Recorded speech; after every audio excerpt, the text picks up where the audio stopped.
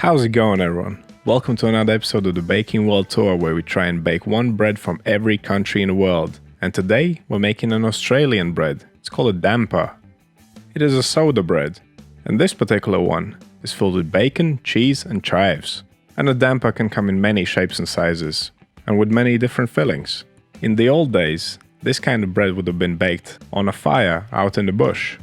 I've even read about a version where you take the dough and wrap it around a stick and then cook it over fire.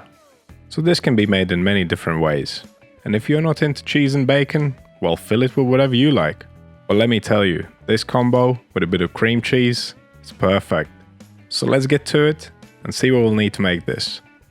Let's start with the equipment. We'll need a tray with some non-stick paper for the bacon. I'm going to use this cast iron skillet for baking the bread on. It's always best to bake your bread on a thick, solid surface. But if you don't have one, just use a tray. We'll also need a bowl, scales, dough scraper and a brush. Now on to the ingredients. We'll need some white flour, some wholemeal flour, buttermilk, chives, some cold butter cubes, salt, baking powder, diced cheese, some streaky bacon, I'm using smoked, and some more buttermilk to brush the loaf with before baking. Now before you even start weighing out your ingredients, preheat your oven. 200 degrees Celsius, fan off. And once your oven's preheated, grab your tray with non-stick paper and lay down your bacon. We're going to cook this until it's nice and crispy, and at this temperature, it shouldn't take more than 20 minutes. And once your bacon's nice and crispy, get it out to cool down, and as soon as the bacon comes out, preheat your baking vessel. You want to preheat the pan or the tray that you're using for at least half an hour. And once the bacon has cooled down, chop it up into little pieces. If you want to replace any of the filling ingredients in your recipe with something else, make sure that you add the same amount that I have given in my recipe, because too much filling will weigh this dough down and make it dense. Right, so ingredients are ready, the pan is preheating, let's start making the dough. In a large bowl, combine the white flour, the wholemeal flour, the baking powder and the salt, and give it a quick mix. Once you've mixed it up, add the cold butter cubes, and it's important to use cold butter, because now we need to crumble it together with the flour. Simply press it between your fingers, rub it, as if you're making biscuit dough. Do this for around 2 minutes, until everything's well crumbled up. Here's what it should look like when you're finished. It kind of resembles wet sand. Okay, now we can continue. Add the chives, add the cheese and the bacon, and give it all a good mix again. It's important to do this all in stages.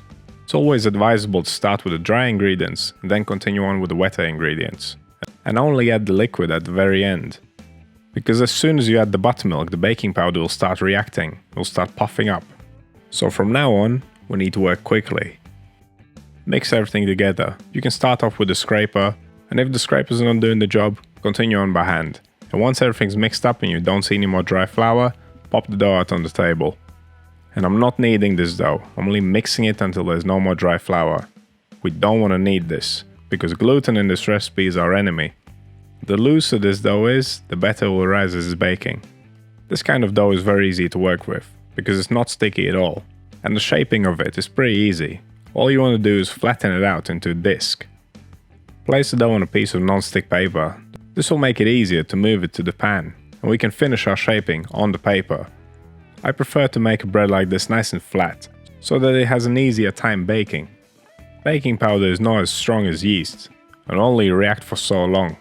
Watch my hands as I'm doing this. To get a nice round edge, I'm pressing down with one hand, and I'm using the other hand to keep the edge in shape. And this looks just about right. There's a couple more things we need to do before it goes in the oven. We need to score it and brush it with the buttermilk.